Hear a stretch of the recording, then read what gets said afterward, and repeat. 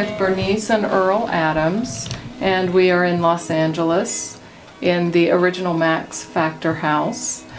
Earl, can you tell me a little bit, just in the beginning, how you started doing hair? Well, my folks were the ones that decided I was going to be a hairdresser. I was not artistic in school.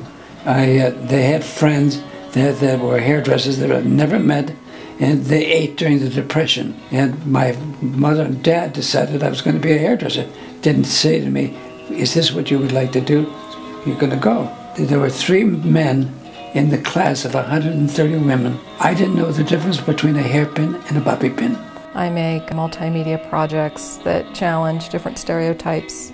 I look at different subcultures throughout the country, dealing with projects that have labor, class, gender involved. I studied fine art, but my work, especially my photography work, is more documentary in style. I'm starting a new project documenting beauty shop culture in America. I just was awarded a grant from the Library of Congress. It's an amazing honor, and when I found the grant, I thought, this is made for me. It was about capturing stories of American workers, archiving their stories, and the fact that I was featuring mostly women, especially people of color, different cultures. This was a representation of the American story, and this is what they were lacking in their archives.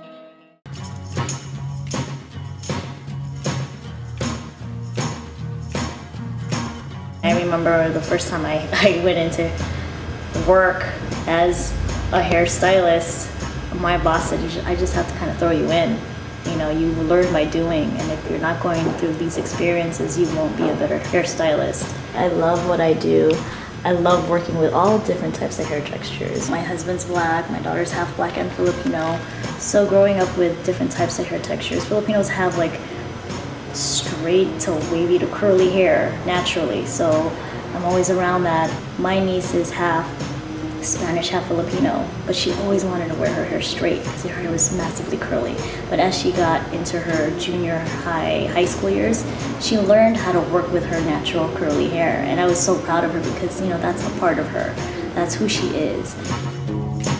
I remember being raised in Houston, Texas with a mother who was using a hot comb on my hair. I was pretty traumatized. This is a 300+ degree hot comb sizzling my hair to straighten it. And if you weren't sitting through getting your hair pressed by a hot comb, you were trying to get your naps combed with a real comb. And I thought, I don't know if my white friends really have to go through this. I started this project on hair, the Beauty Shop Culture Project, about 7 years ago. Mostly because I lived in San Francisco for almost 20 years, and I went to the same hairdresser year after year after year, called Gigi Matthews Salon, and it was all black.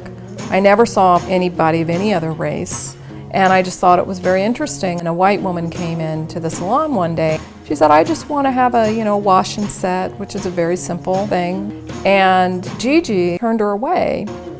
And as soon as she left, she said, "I don't do white hair." And I thought that was incredible because Gigi's not a racist, but she was almost protecting this environment. She was protecting the culture and the conversations that were happening in that space. And I was there because they knew how to deal with my hair texture. I thought, I wonder if other salons are like this. What about Latino salons, Japanese salons? What about salons that just focus on a particular culture?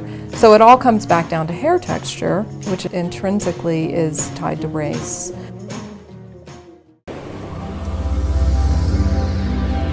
I met Michael Jackson in 1998 at the first hair salon I worked at in Los Angeles. He was a friend of the receptionist that worked there.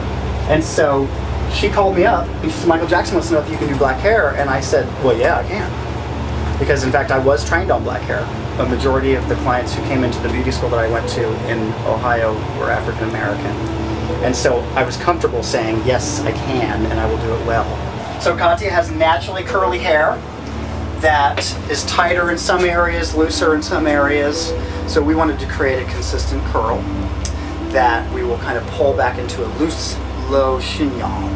In the olden days when women would get their hair done, I think it took a lot of time, and it was time to gossip and talk and visit, right? Yeah.